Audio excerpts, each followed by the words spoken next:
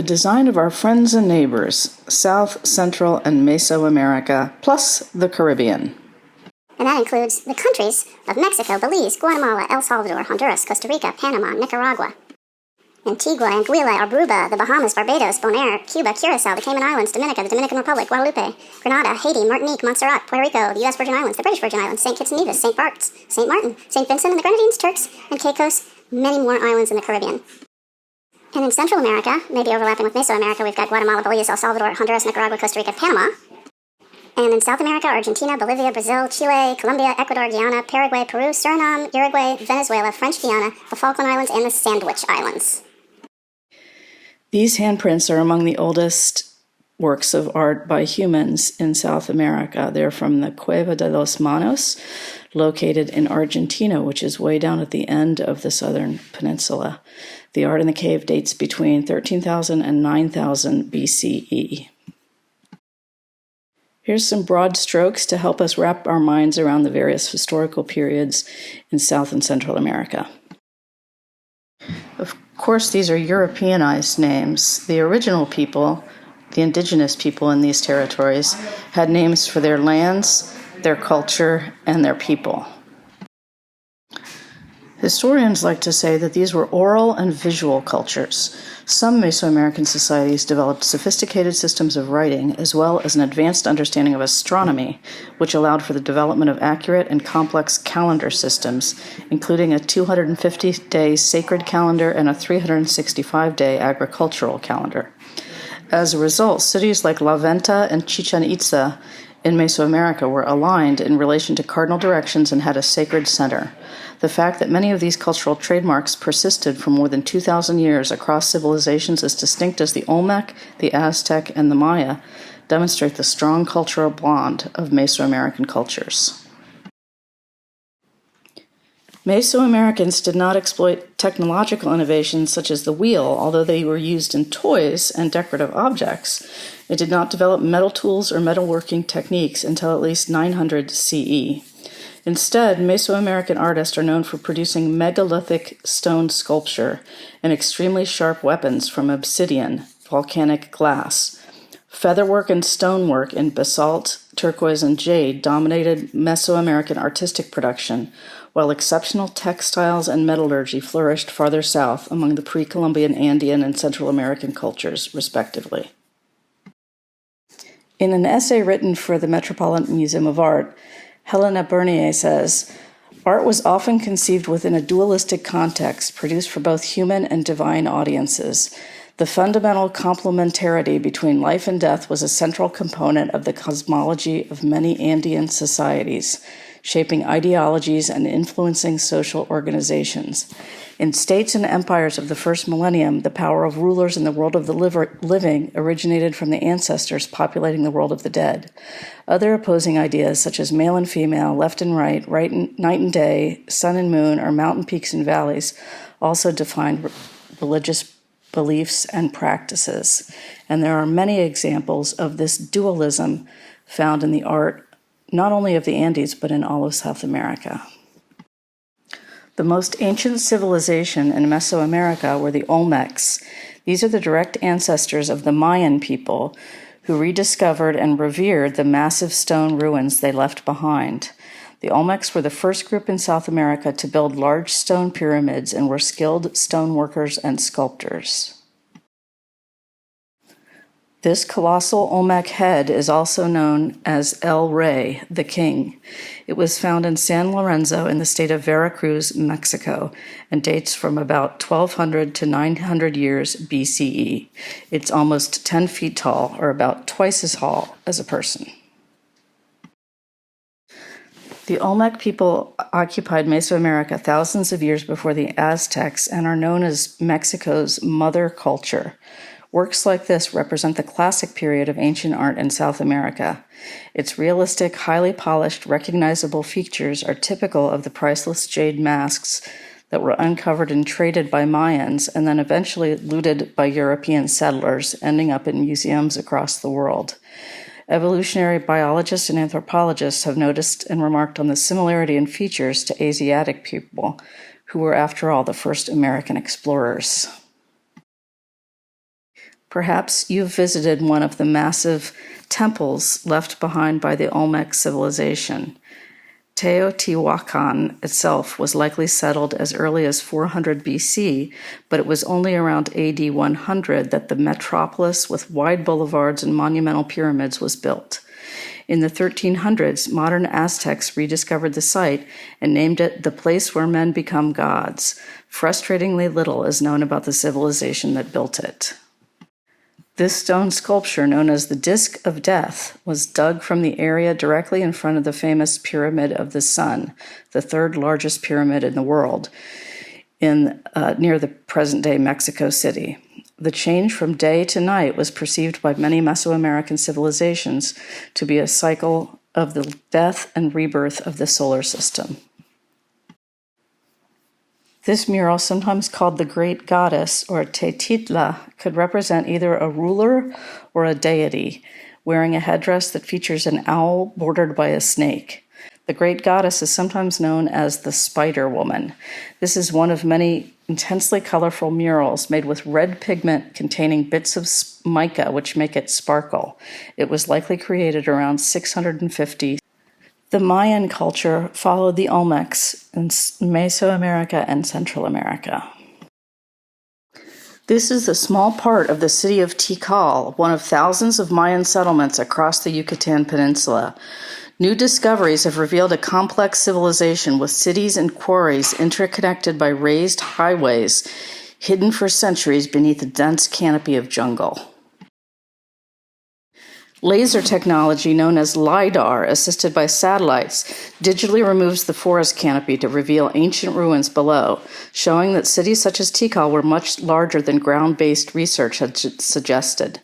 While the idea of zero may have originated in Babylonia, it was independently invented by the Maya. Zero is often represented by a shell-shaped glyph and numbers by a combination of dots and dashes. This document, the Dresden Codex, is a Mayan book, the oldest surviving manuscript written in the Americas, dating to the 11th or 12th century.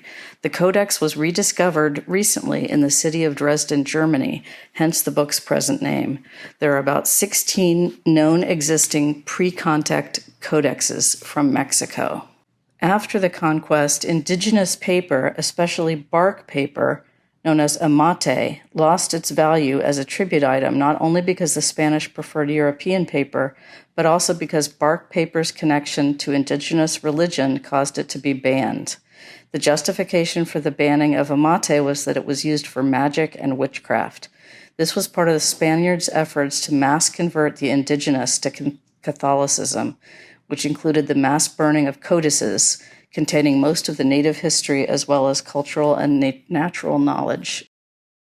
Fortunately, the paper-making knowledge was handed down in secret, and there are descendants of the Mayan people who retain the tradition of making amate paper today. This artist learned the skills of paper-making from his father and grandfather. The process requires pounding and repounding the fibers until they mash together into a pulp. You can see here that the artist has developed a fine hand in creating designs that are intricately embedded in the paper itself. Much of what remains that is known about the indigenous Mixtec literary culture comes from this codex, the Yaxchilan Codex. It's accordion folded with 47 sections made of animal skin and dates from about 1250 CE, just prior to conquest. One side of the document relates the history of important centers in the Mixtec region, while the other, starting at the opposite end, records the genealogy, marriages, and political and military feats of the Mixtec ruler 8-Deer Jaguar Claw. The Aztec Empire was the most powerful Mesoamerican kingdom of all time.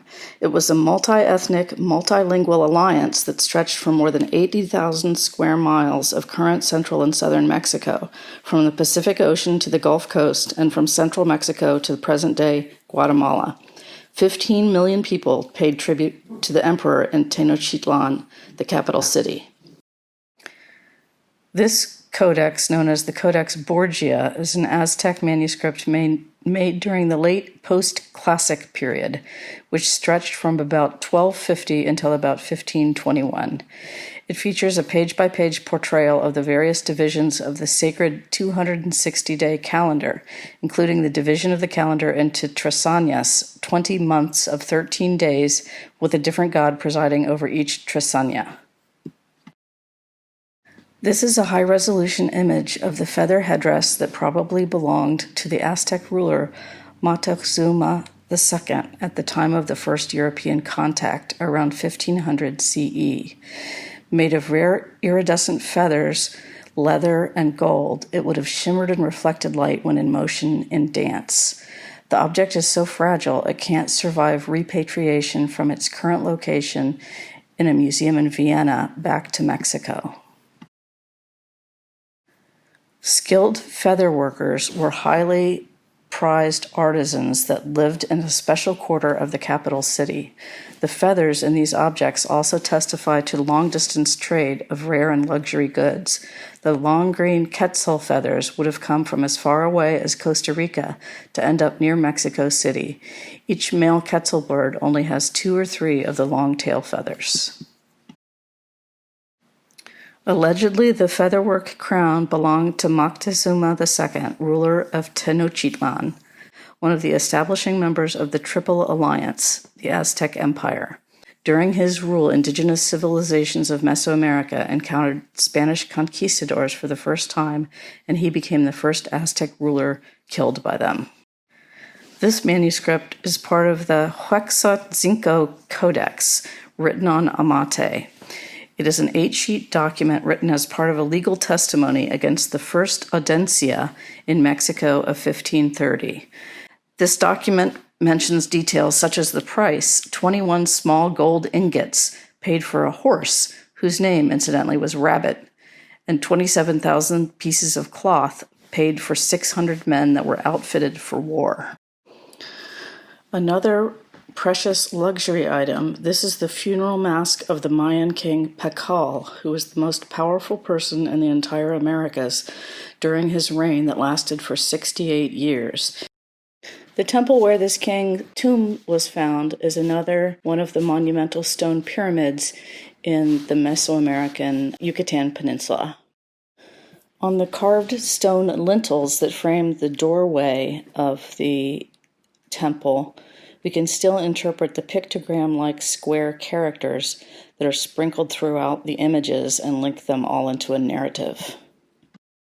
The stories record the lives of the royal family members, including this interesting view of the wife of Lord Shield Jaguar as she is pulling a cord that is threaded with thorns through her tongue in a ritual bloodletting. The Tolima cultures of Central America from roughly the same era are known for their fabulous metalwork. This costumed figure pendant is from the Tolima civilization in Colombia around the 1st to 7th century CE. It too is part of ceremonial burial costumes. The human face is topped with 2 feather shapes, perhaps a royal insignia, and it has the outstretched wings of a bird. The lace-like strips in the center and the fringe at the bottom of the arms might refer to a woven robe. Heading south to the Andean mountainous region of South America, we'll look at the Inca civilization that lasted from 1438 to 1533, roughly the same as the Aztecs in the north. The Inca civilization was a loosely gathered conglomerate of different kingdoms, mostly scattered down the Pacific coast, the west side of what is today Peru. The first kingdom we'll look at is the Wari kingdom. Although the Inca civilization was relatively short-lived, it amassed the most impressive collections of gold mined from the riches of the Andean mountains. This is an image that was recently reconstructed from a skeleton. She's called the Huarmi Queen. She was found in an untouched 1,200-year-old tomb and was richly provisioned for eternity with jewelry, flasks, and weaving tools made of gold. The theory goes that she spent most of her time sitting. They could tell that from her skeleton, although she used her upper body extensively, which was the skeletal calling cards of a life spent weaving. The women of the Inca civilization were buried with finely engraved earpieces made of precious metals that once were believed to be used only by men. In addition, she was missing some of her teeth, consistent with the decay that comes with regularly drinking chicha, which was a sugary, corn-based alcoholic beverage that only the Wari elite were allowed to drink. The Huarmi queen in particular must have been revered for her weaving. She was buried with weaving tools fashioned from precious gold, and some of the other items in her tomb include these wonderful flasks and still intact woven bags made from alpaca and llama hair. Another artifact from the same burial site is this bag made of alpaca or llama hide with human hair, pigment painted on it, cotton, and coca leaf contents. Nearby on the coast was the Mochi Kingdom. The Lady of Cow is a name given to a female Mocha mummy that was discovered at the archaeological site El Brujo in Peru. The richness of the burial site, as well as the presence of weapons, suggests that the woman might have been a high-ranking priestess or ruler. Of particular note are the two spectacular golden scepters, or clubs, warrior clubs, that she's holding in this reconstruction. Another rich burial site is that of a tomb called the Lord of Sipan. Also part of the Mochi Kingdom, this man is understood to have been a high-ranking warrior priest or a lord.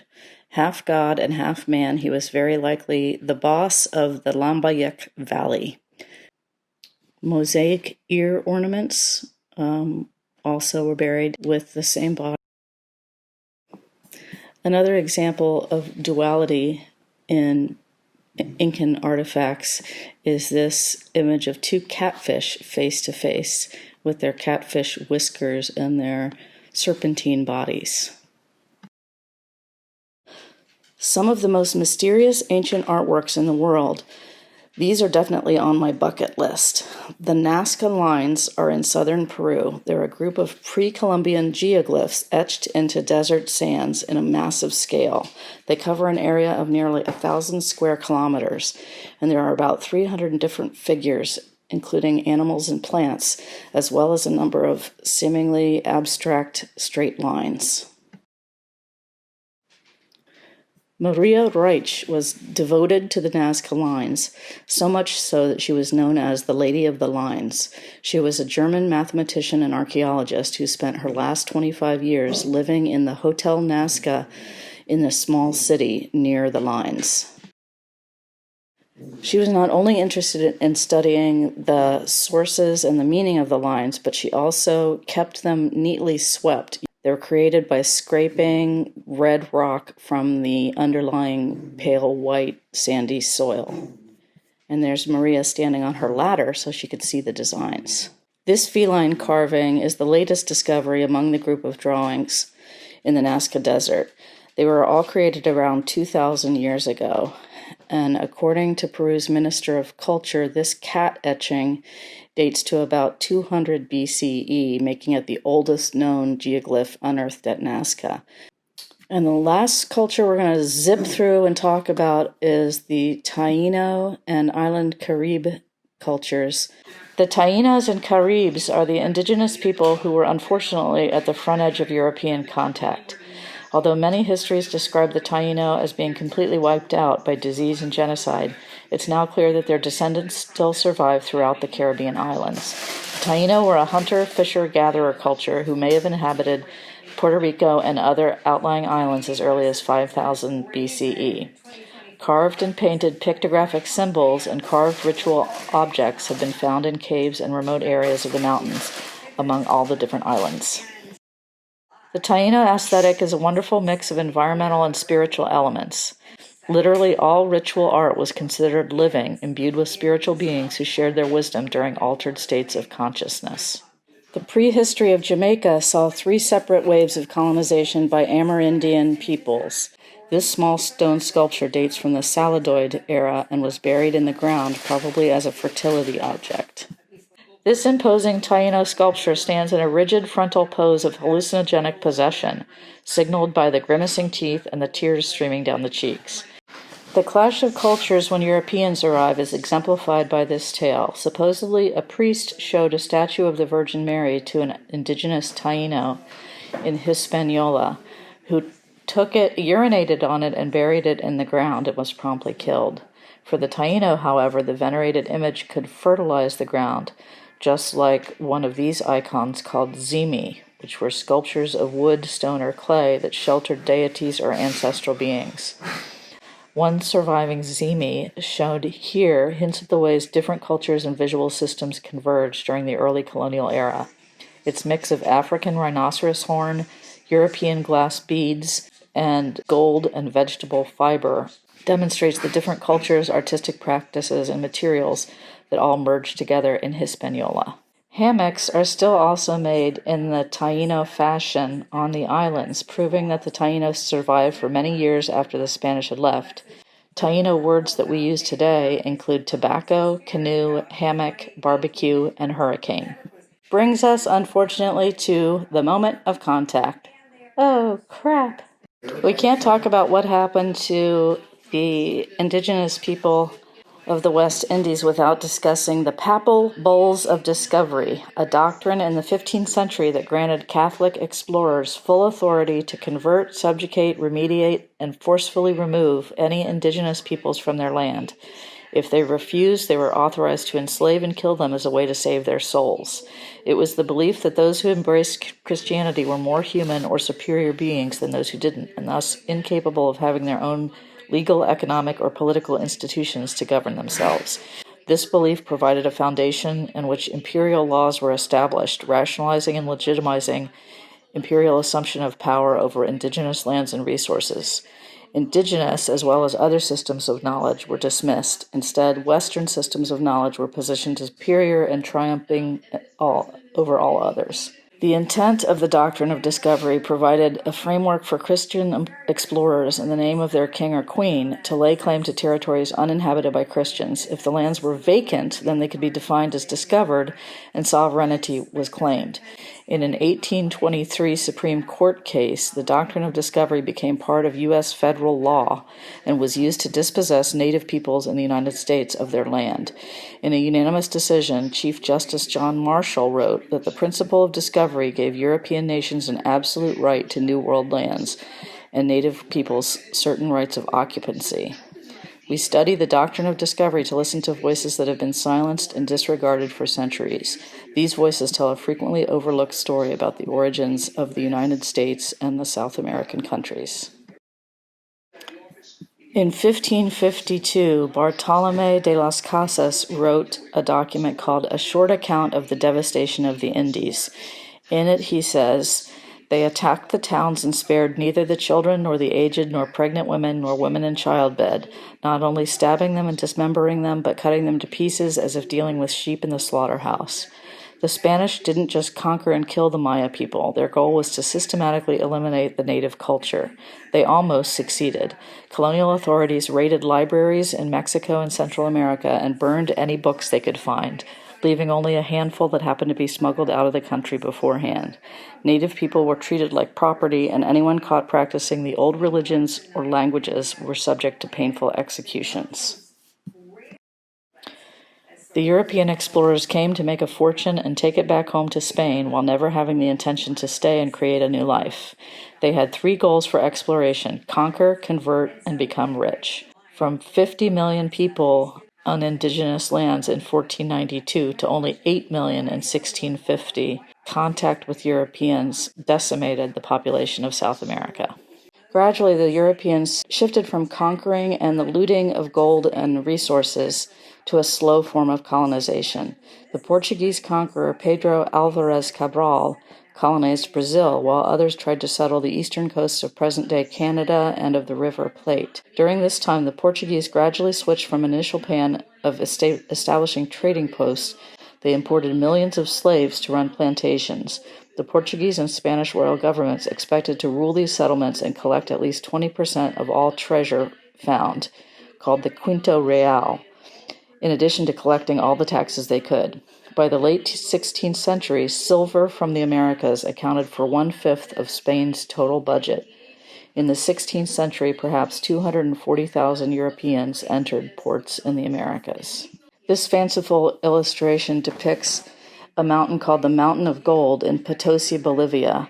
60% of all the silver that was exported to Spain was found inside of this mountain. Between 1650 and 1860, approximately 10 to 15 million enslaved people were transported from Western Africa to the Americas, most being shipped to the West Indies, Central America, and South America. And not only Africans were enslaved. There was a brutal slavery as a result of the caste system within the multiracial societies of Africans, Chinese, Indians, and indigenous people that had settled in the Caribbean islands and east coast of South America. Some worked under the Mitra system, which was a pre-Columbian system of labor extracted from subjects of the Incan Empire. This photograph shows Yaqui Indians who were enslaved and sent to work on sugar plantations in the Yucatan. The Amazon rubber boom created another demand for slaves. This image is of enslaved Amazon Indians in 1912. In Brazil, Peru, Ecuador, and Colombia, the wealthy rubber barons rounded up all the indigenous people and forced them to tap rubber from the trees. One plantation started with 50,000 Indians, but when discovered, only 8,000 were still alive. Slavery and systematic brutality were widespread, and in some areas, 90% of the Indian population was wiped out. The Spanish encomienda system was a labor system in Spain and its empire. It rewarded conquerors with the labor of particular groups of subject people.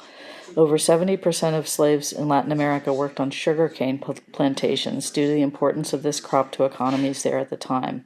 Slaves also worked in the production of tobacco, rice, cotton, fruit, corn, and other commodities. The majority of slaves brought to the Americas from Africa were men due to the fact that plantation owners needed brute strength for the physical labor done in the fields. However, women were brought to the Caribbean islands to provide labor as well. Female slaves were often responsible for cutting sugar cane, fertilizing plants, feeding cane stalks in mill grinders, and tending vegetable gardens, as well as looking after children.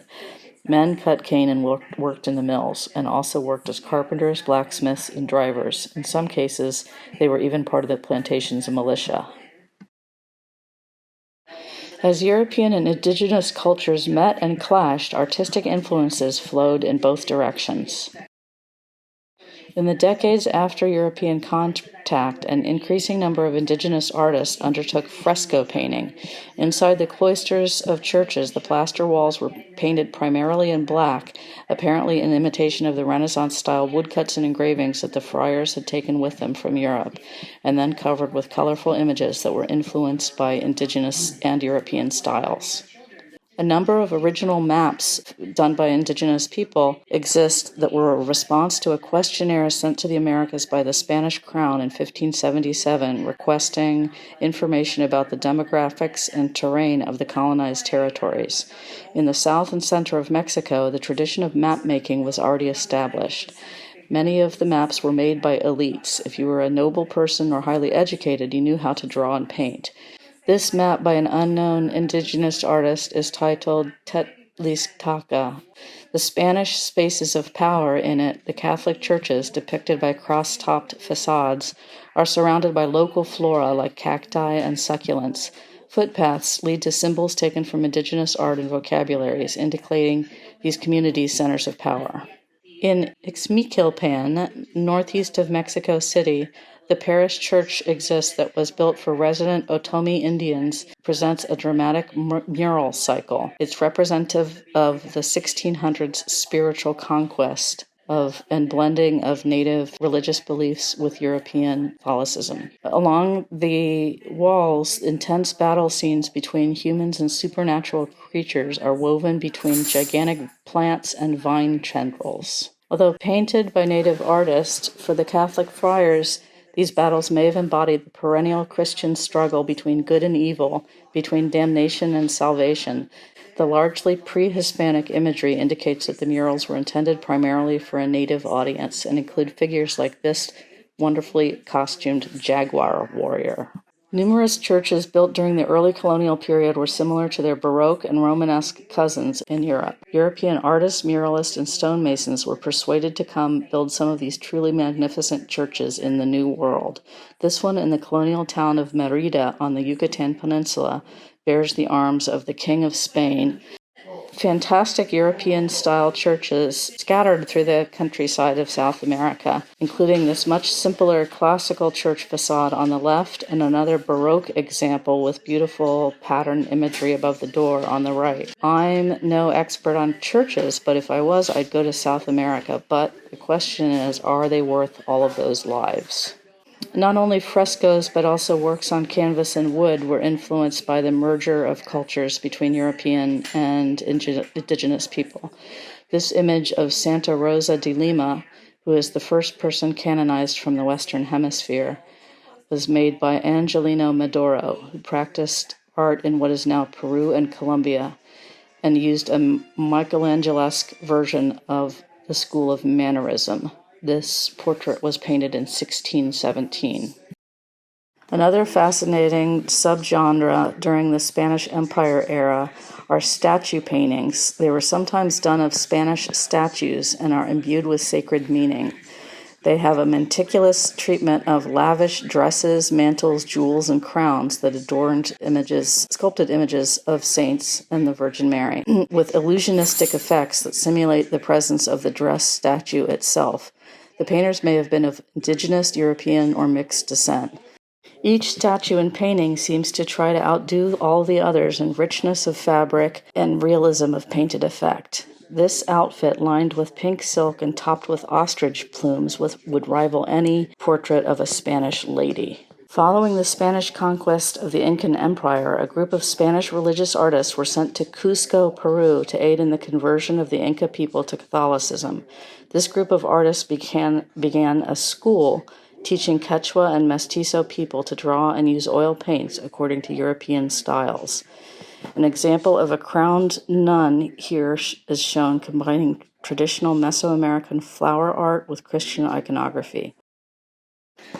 The development of the print culture and the printing press in Latin America dates to the very earliest European expeditions of the 1490s.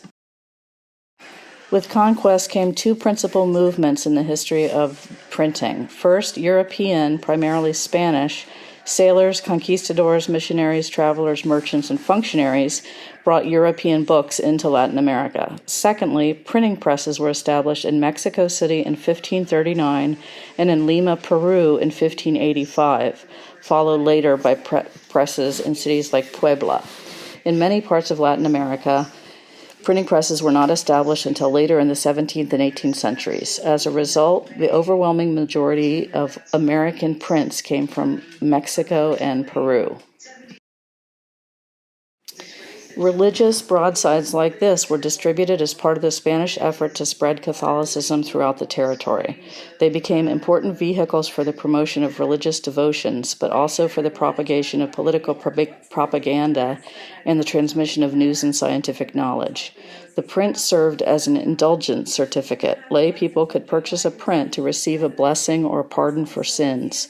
The money raised from the sale of the indulgences was used to finance the construction of a new sanctuary in 1622, where the Virgin of Guadalupe first miraculously appeared just north of Mexico City. In this close-up of the Virgin Mary from the print shown before, you can see candles and hanging lamps that illuminate her, while ex votos, shaped like body parts, testify to her powers of intercession. That's the little legs and hands hanging from the top. Mexico City was the first and most important center for printing in Spanish colonial Latin America, publishing far more books and printed images than any other city in Spain's American dominions. The first typographic press was established in 1539, and 73 engravers are known to have worked in Mexico City over the course of the colonial period in New Spain. I mentioned before that Bartolomé de las Casas was the first protector of the Indians appointed by the Spanish crown. During his time in the Spanish West Indies, he witnessed many of the atrocities committed by Spanish colonists against the natives. After this experience, he reformed his view on colonialism and determined the Spanish people would suffer divine punishment if the gross mistreatment in the Indies continued. He detailed his opinions in this book, The Destruction of the Indies, A Brief Account, in 1552. An important figure in printing and publishing is the engraver Geronimo Antonio Gil, who came to New Spain in 1778 to serve as the chief engraver to the Royal Mint. He initially established an engraving school at the Mint before eventually founding the Royal Academy of San Carlos, where he also taught engraving and trained students in the neoclassical style popular at the time in Europe. One of Gil's students, Jose Maria Montes de Oca, merits special attention for a book he self-published in 1801, immediately after leaving the academy. The book, Life of St. Philip of Jesus, is exceptional in the whole of colonial printmaking in that it consists entirely of full-page etched illustrations without any typeset text. Furthermore, all 30 etchings were designed and executed by Montes de Oca himself. This print is representative of the European Renaissance era craze for collecting objects from the newly colonized territories. Royal societies and private citizens established so-called curiosity cabinets, many of which are the founding collections of major museums that exist today. Among the human-made items from the Americas that were collected were Olmec masks, Mesoamerican codices, New Spanish featherworks, Brazilian hammocks, and Taino objects, and more. Objects shown here include those sent by Hernan Cortez in 1519 as gifts to the Holy Roman Emperor Charles V. Turquoise masks, priceless golden figurines, featherworks, and more were met with excitement and amazement by people in Toledo, Spain, Valladolid, and eventually Brussels. Albrecht Dürer even remarked that in all my life I've seen nothing that made my heart rejoice so much as these things. Here I have found wonderful, costly things, and I have marveled at the subtle ingenuity of people in strange lands. Among other priceless exports from the New World was the red dye called cochineal that was made from scale animals found on cactus plants. The exotic source of the dye became a sensation back in Europe, where it was deemed the perfect red. The Spanish would go on to ship tons of the dried insects back to the Old World and beyond. Their monopoly on the color's source made it one of their most valuable exports from Mexico, second only to silver. The royal chronicler Gonzalo Fernandez de Oviedo, his Natural and General History of the Indies, also introduced Europeans to the fauna, flora, and peoples of Hispaniola, which he had observed in person. His book included the first illustrations of the pineapple, the hammock, the barbecue, and tobacco. As North Americans, we have to understand the phenomena of the Spanish Black Legend as described by the scholar Charles Gibson. The accumulated tradition of propaganda and Hispanophobia, according to which the Spanish Empire is regarded as cruel, bigoted, degenerate, exploitive, and self-righteous in excess of reality. Like other Black legends, it combined fabrications, decontextualization, exaggeration, cherry-picking, and double standards with some facts. It contrasts the practices of Spanish slaveholders unfavorably with Anglo-Saxon slavers in the North. There's disagreement among scholars over whether a biased portrayal of Spanish history continues into the present day, and the degree to which it might be significant if it does. This is as good a time as any to wrangle with terminology. Should we call this area South America, Latin America, LATAM? South America is a geographic term which does not include Central America, Mexico, the Honduras, etc. Latin America is a cultural term referring to the countries in the Americas, including the Caribbean, but not Canada, where the languages of Spanish, Portuguese, and French, which are all derived from Latin, are spoken. Latin America is therefore a historical term rooted in the colonial era, referring to the languages of European settlers. In the business world, LATAM was popular for a while as shorthand for all of the countries above. Similarly, there can be confusion about the names for people from this territory. Should they be Hispanic, Latina, Latinx, Puerto Rican, Boricua? Latin America is said to have been invented by Napoleon so he could insert himself into Mexico. Hispanic was first used by the U.S. government in 1976 on the census mandating the collection of information about U.S. residents of Mexican, Puerto Rican, Cuban, Central American, South American, and other Spanish-speaking country origins. By 1997, the U.S. Office of Management and Budget issued a directive adding the term Latino to government publications. Lusofono is anyone who comes from a Portuguese-speaking country like Brazil. Brazilians are not Hispanic.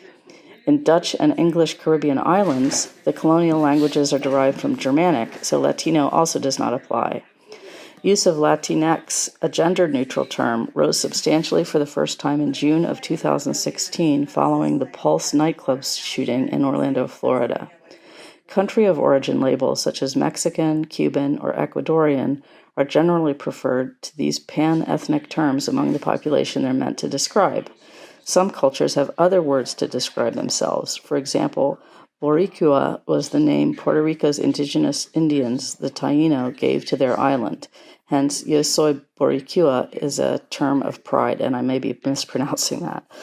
To state another obvious truth, the descendants of indigenous people, European settlers, and African and East Indian slaves that have populated these countries for hundreds of years mean that Central and South Americans have every possible skin tone. Is it ever okay to ask, "Where are you from?" It can be seen as rude, intrusive, othering, and racist. It's definitely not a good conversational opener. If you're getting to know someone, you might want to ask, "Tell me about your family," and see where that goes. So let's look at the art of the colonial period 1535 to 1821 in the territory called New Spain. This territory that was formerly controlled by the royal family in Spain was called the Viceroyalty of New Spain.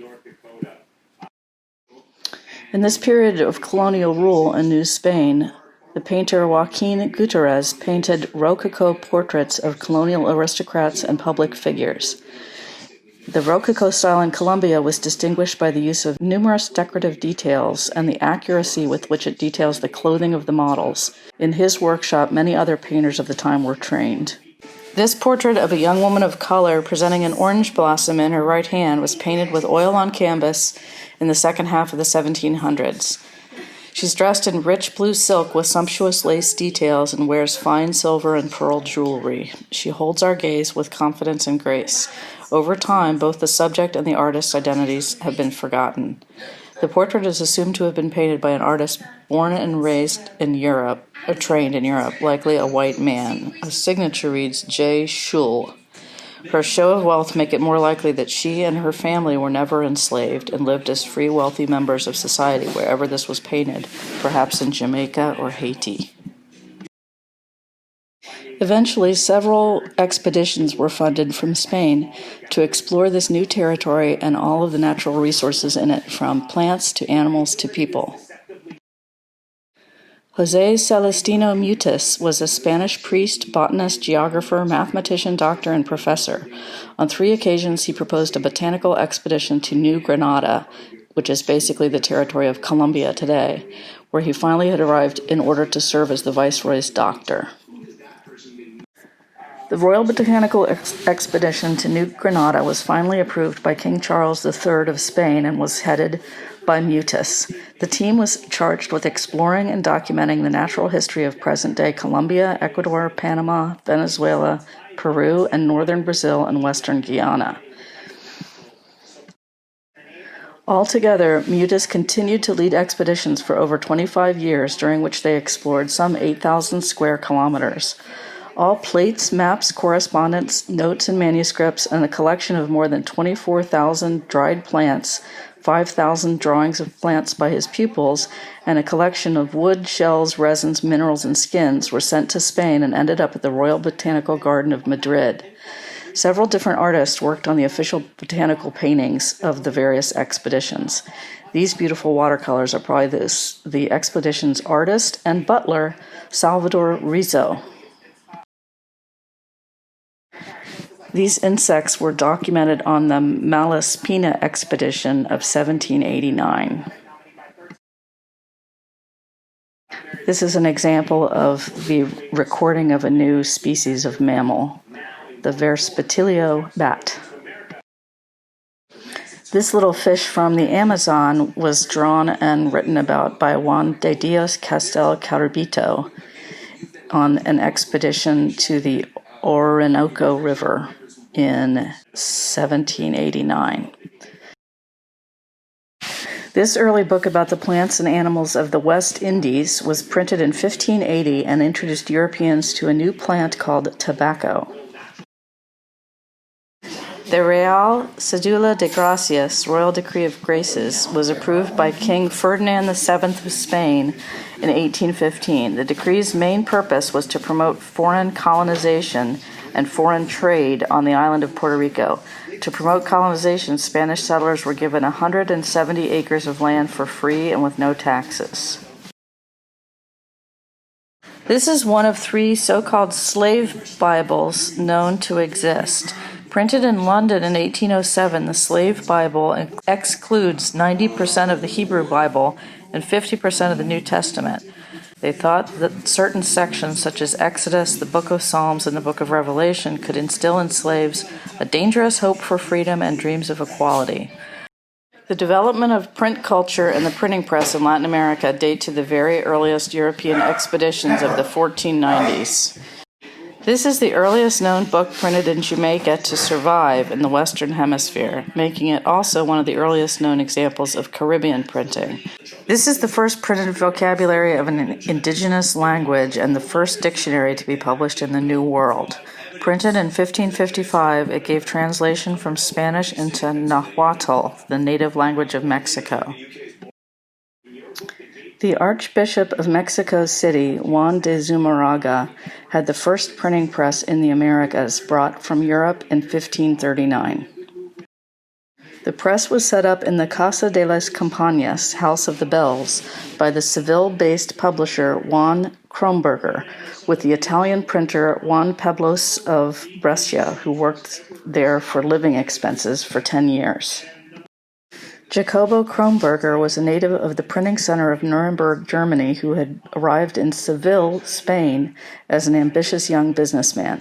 He was a publisher and bookseller who acquired houses, shops, and farmland in Seville and the surroundings, and even bought and sold slaves, which he used as labor in his printing presses.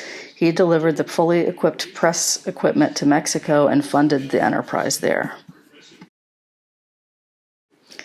They began printing vice-regal and church-related documents immediately. One of these was a catechism entitled The Brief and Most Concise Christian Doctrine in the Mexican Language, written by the Archbishop himself. It was a short book containing instructions about how to baptize adults. In the 16th century, more than 31% of the locally produced imprints were in native Indian languages. Zooming ahead through the centuries, we move to the period of wars of independence throughout Latin America. These were the revolutions that took place during the late 18th and early 19th centuries and resulted in the creation of a number of independent countries in Latin and South America. In the 18th century, Saint Dominique, as Haiti was then known, was France's wealthiest overseas colony.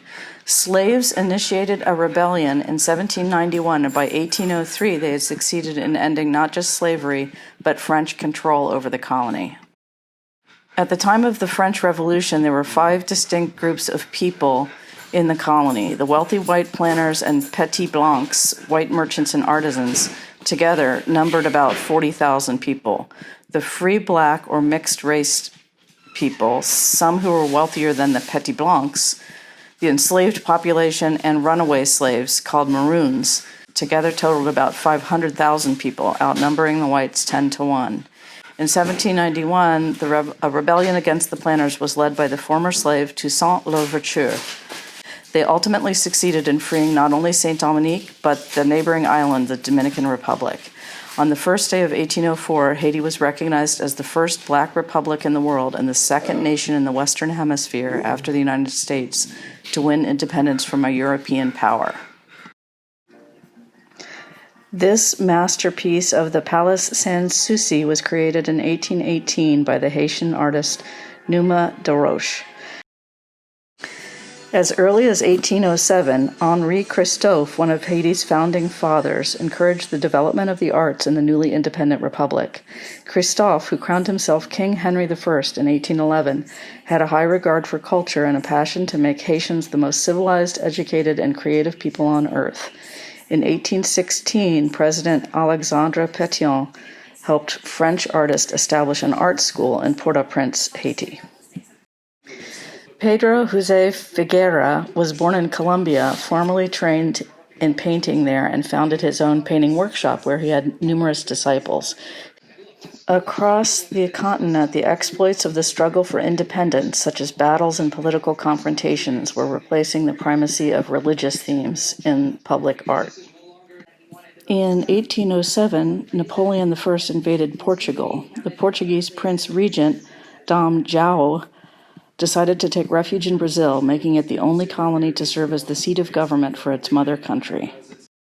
After the recognition of the independence of Brazil under the Treaty of Rio de Janeiro of 1825, he continued as King of Portugal until his death in 1826. The arrival of the Portuguese royals quickly resulted in the creation of institutions suitable for a major capital, among them banks, a botanical garden, an academy of fine arts, a military academy, a medical school, a public library, and a printing press. Shown here is a drawing of a new medal established by decree in 1808, the Ordem de Espada, the Order of the Sword, with a portrait of the king. Since the 19th century, folk poets have roamed the region of northeast Brazil, which is larger than Alaska and home to 50 million people. They recite rhymed verses about real and imaginary tales and sell the same poems as small pamphlets, sometimes illustrated with woodblock prints. This specific literary form is called literatura del cordel, or string literature, for the way that they're displayed by being pinned on strings. Cordel literature history dates back to the 16th century, when the printing of oral reports became popularized in the Renaissance and derives from the papel volante tradition of Portugal. According to the poet Carlos Drummond de Andrade, it's one of the purest manifestations of the inventive spirit, sense of humor, and the critical capacity of Brazilians from the interior and of the humblest backgrounds. The contemporary poet and illustrator José Francisco Borges continues to hand-carve the woodblocks he uses to make his illustrations. No one ever taught me how to do it, but I've got more than 200 cordel titles to my name, and I'm still writing them, he says. Lithography arrived in Cuba before anywhere else in the Americas as a way to protect the sanctity and integrity of the country's industries. By the early 19th century, Cuban exports, especially tobacco, had a prestige that made them valuable throughout the world. Exporters wanted a way to protect Cuban industry from counterfeits. Using lithography, they could make seals and rings that both decorated their products and distinguished them from those of competitors. In 1822, lithography was established in Cuba. The beautiful engraved prints began to be made, first in just one color and then in full color with a profusion of gold. The number of lithographed tobacco collections grew, much to the pride of their creators. Today, lithographed cigar works are collected by kings and figures from the world of politics, sports, and culture. In this decorative print called the Gates of Montserrat, the lithograph shows one of the main gates into the walled city of Havana. There are horse-drawn carriages being driven by liveried coachmen and women in very fancy dresses. In the 1840s, these creators left their mark on art with their amazing designs on cigar boxes. Ramon Alones is given the credit for having the first lithographed labels on his boxes. Chromolithography arrived in Havana in 1861, and an electric engraving machine arrived from France in 1865. Both the tobacco and the engraving industries boomed and grew exponentially throughout the 1880s. Further south was another battle for sovereign control. The Paraguayan War, also known as the War of the Triple Alliance, was a South American war fought from 1864 to 1870 between Paraguay and the Triple Alliance of Argentina, the Empire of Brazil, and Uruguay. It was the deadliest and bloodiest interstate war in Latin America's history. Portuguese and Spanish armies backed various local governments. Indigenous people and colonial landowners fought with modern European weapons and tactics. In the prolonged conflict, 60% of the population of Paraguay died. Since most of the men died in battle, children, teenagers, and younger went into the battlefields dressed as soldiers so the enemies wouldn't know there were children. Since most of the male population died by the end of the war, women were basically the only reason the country didn't completely fall apart. In this image is captioned, "Military, uniform, and decorated. I have 2 children also uniformed, and no military encampment during the Paraguayan War."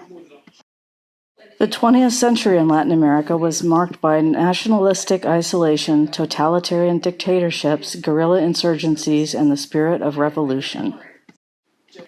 In Mexico, there was a long history of using art, including relief block printing, in politics and social activism.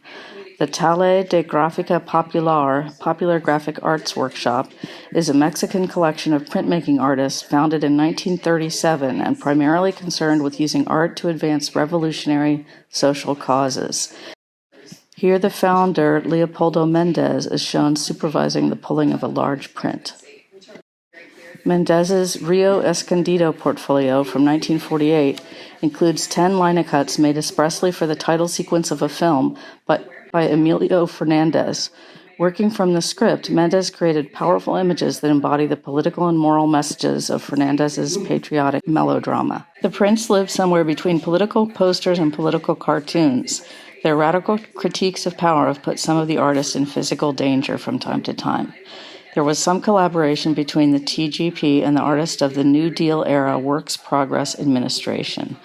Artists from outside Mexico came to work and study at the Taller, including Mariana Yampolsky, the first female member of the Taller, who arrived in 1945. By the midpoint of the 19th century, the first signs of what would become the design trend of Mexican muralism were established with the artist Juan Cordero. He was the first Mexican painter to incorporate philosophical themes in his murals. The post-revolution government's goals for its muralism campaign were twofold: to celebrate the Mexican Revolution and to emphasize a Mexico comprised of both Spanish and indigenous peoples. To do this job successfully, the government looked for the best muralists in the country. Eventually, 3 significant contributors were chosen. They're known as Los Tres Grandes, the 3 great ones: Diego Rivera, Jose Clemente Orozco, and David Alfaro Sigueros. Diego Rivera was born in Mexico but lived and studied in Paris and was influenced by Picasso and Braque. This portrait is of his friend Adolfo, another Mexican painter, film director, and screenwriter. They were friends and established a studio in the heart of Bohemian Paris where they worked. Rivera is famous for his large-scale frescoes in Mexico and worldwide, and perhaps he's now eclipsed by the fame of his young wife, Frida Kahlo. The second of the great muralists is Jose Clemente Orozco. One of Orozco's noteworthy murals is part of the country's national preparatory high school system. Called The Trench, its darker color tones and serious subject matter curiously symbolized his pessimistic view of the Mexican Revolution. This is a detail of Orozco's allegorical fresco depicting the Man of Fire from 1936 from the ceiling of the chapel of Hospicio Cabaños. The third and most gestural and perhaps modern of the 3 muralists is David Alfaro Sigueros. Sigueros had a different take on the revolution. He balanced the difficulties of the war with a more optimistic view of the future, in line with the central theme of Italian futurism. One of his signature murals is the Portrait of the Bourgeois from 1939 on the wall of the Electrical Workers Union building. This exterior of a hotel in Mexico City, known as the Poliforum Sigueros, is an integrated work of sculpture and architecture. It consists of 12 panels of sculpture and painting, while the walls and ceiling of the interior are covered with a work called The March of Humanity on Earth and Towards the Cosmos. This black and white gestural landscape print by Sigueros hints at the connection between him and his most famous student, Jackson Pollock. Graphic design in Colombia has a relatively long historical tradition, evidenced by the oldest printed work in the country dating from the 17th century. Let's look at some more contemporary designers from the 20th century. Colombia's most important graphic designer was born in 1939 and received a BFA from Boston University and an MFA from Yale, where he also began teaching. He began to work with Paul Rand in his studio in New York and then returned to Colombia to found the first graphic design program in the country. He also worked as a graphic designer for the Museum of Modern Art in Bogota and published many books on art history, and type design. Another Colombian artist, Omar Rego, was a leader in the op art movement of the 1960s and 70s. Rego's optic art was the inspiration for this contemporary Colombian designer, Manolo Guerrera's typeface, Optica Normal. The typeface is an optical illusion built with the help of orthogonal lines that are assembled together in a fixed order. In this optic game, you can perceive a pattern, but if you analyze the line directions, you'll see the text hidden in each square. This type performs better at large sizes. Modern graphic design in Peru can be traced to the pioneer works of Claude Dieterich, a calligrapher and hand letterer from Avignon, France. He moved to Lima, Peru after visiting in 1961. For the next 25 years, Dieterich designed logotypes, corporate identities, and publications, many of which won various awards for excellence. He was influenced by study with the German type designer Hermann Zapf. Since 2002, he has spent his summers teaching calligraphy in Lima and winters in Southern California. He now focuses his calligraphic work as fine art instead of commercial graphics. Modern design in Venezuela. Venezuela, too, has a history of graphic design beginning with a printing press that came from Trinidad with two British printers named Matthew Gallagher and James Lamb, who formed the Gazette de Caracas. They were the first typographers working in Venezuela. Another 20th century European expat, Gerd Leufert, born in Lithuania, is considered the father of Venezuelan graphic design. He studied design in Munich in 1939 and became a member of the Werner Werkbund, then migrated to Caracas in 1951. His work is heavily influenced by the Bauhaus design aesthetic and includes multitudes of corporate graphics. Like the other designers we mentioned, he not only practiced but taught in Venezuela, influencing generations of designers after him.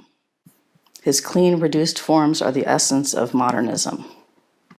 In the years after Fidel Castro came to power in Cuba in 1959, thousands of posters were commissioned by the government to communicate his vision of a socialist society. Some of them came to be regarded as works of art that are recognized around the world. After 1962, Cuba became part of the socialist bloc. Many young designers from Cuba went to study in various countries of the socialist bloc, absorbing the dramatic principles of Russian constructivism and the conceptual poster-making power of post-war Poland. For example, the Cuban artist Hector Villaverde was sent to study in Warsaw with the master poster artist Henryk Tomaszewski. This poster is by Villaverde. This poster from 1973 is by the Cuban artist Felix René Medeiros Pasos, whose series on Vietnam I discussed in an earlier video. Some of the classic look of Cuban posters is due to the fact that they were generally silk-screened, which is a low-cost means of production. This classic poster was published in 1968 at the news of the death of Che Guevara. It used a high-contrast version of the famous photo silk-screened on a red background. Raul Martinez was a catalytic figure on the Havana art scene with his own version of pop art, the psychedelic craze that was spinning in California. This relatively straightforward poster, commissioned by the Cuban government, shows from left to right Daniel Ortega, the leader of the Sandinistas in Nicaragua, Maurice Bishop, who became the leader of Grenada in a coup in 1979, and Fidel Castro. The fates of many of the communist countries in the Latin American and Caribbean were linked and all benefited from Cuban poster design. Along with political posters, the government commissioned film posters. Prior to the revolution, the style of Cuban posters had followed the North American advertising style as encouraged by the Republican regime at the time. But once Fidel Castro gained power and Guevara placed a ban on commercial advertising as Cuba's Minister of Industry, the Cuban art of the poster became not only a political one, but a cinematic version. Escaping from the movie poster conventions of a star's face and the film title, the Cuban-style post-revolution was one that set out to challenge the norms set by American communication agencies previously located on the island, and ended up influencing film posters globally. Now seen as an instrument of propaganda, the Cuban poster had to educate while pleasing the crowds with strong visuals. Poster artists of the time were known to draw inspiration from contemporary artistic trends like pop art, psychedelia, and kinetics. Unlike many communist countries in which the posters had to obey the aesthetics of socialist realism, Castro advocated total freedom for his artists, seeing in this medium a large-scale visual event made available to everyone, not just those who frequent museums or galleries. Mexico has played a central role in the Tipos Latinos movement. Its typographic culture taps into a rich cultural mixture of Olmec, Zapotec, Maya, and other pre-Columbian civilizations, mixed with the Spanish colonial culture that all but erased them, and cherishes its contemporary, colorful popular culture. To cultivate these influences, well-equipped institutions for typographic education have developed rapidly. This typeface, called Calavera, is designed by Oscar Yanez. Calavera, which means skull in Spanish, was inspired by Manuel Manila, a Mexican printmaker, cartoonist, and engraver in the late 1800s. Manila was the first engraver to humanize and scoff at the skeletons that represent our ancestors, and his work challenged my thinking about Mexican traditions and culture, says Yanez. The design began with cutting letters from colored paper, similar to the way decorations are prepared for the Dia de los Muertos festivities. This font from the Cojijo Type Foundry in Oaxaca, Mexico, is called Barrilito. The display typeface Barrilito was inspired by Rudolph Cox Neuland and his beautiful engravings. The name means little barrel, a nod to the bloated, fluffy letters, which I first engraved into linoleum and later refined on a computer. Ligatures are an important part of the typeface. There's some really nice connections between pairs of letters, says the designer. Hector Hippolyte was a third-generation Vodou priest, or Hungan, in Haiti. He also made shoes and painted houses before taking up fine art, which he did untrained. His talent was spotted in 1945 because of the eye-catching panels and name signs he'd painted for a small bar in the village of Mont-Ruiz. He was brought to Port-au-Prince to work in the studio run by DeWitt Peters, a watercolorist and schoolteacher from the United States who had started an art institute there. The French surrealist André Breton purchased 5 paintings by Hippolyte and wrote about him in his work Surrealism and Painting. He often used the themes of native plants and animals, especially flowers, which had symbolism and meaning in the Voodoo religion. Most of his work centers around religious themes. The dynamism of images like this three-eyed magician is part of the constantly innovating language of Voodoo. McAllister, an art historian, states that part of the aesthetic of Voodoo art is that it takes what it can use visually and theologically and constantly recreates itself with fresh material. The work of Paz Arauzuriz has recently been featured at the Tate Modern in London. In this, one of her most important series, she documented the lives of Mercedes, Evelyn, and Pilar, 3 trans women working in the brothels of San Diego. She's documented other marginalized groups, including the homeless, visually impaired, circus workers, incarcerated people, and a disappearing indigenous group in western Patagonia. In a regime infamous for the Chilean Army death squad, voicing the lives of the oppressed requires extraordinary courage and compassion. Inspired by pre-Columbian art, Marisol's wonderfully crafted totemic wooden sculptures are evocative of folk art traditions, but their remarkable pop sensibility made them hugely successful in the 1960s New York art scene. The artist was featured in several of Andy Warhol's films, but her booming success eventually waned, almost obscuring her from art history as her folksy, figurative art went out of style. A major retrospective in 2014 returned her to prominence, and her works today are seen as even more inspirational than they were when she made them. It started as a kind of rebellion, she says. Everything was so serious. I was very sad myself, and the people I met were so depressing. I started doing something funny so I would become happier, and it worked. So there you go. Brave, colorful, heartbreaking, magical. I hope you're inspired by this small sampling of design from the Southern Hemisphere.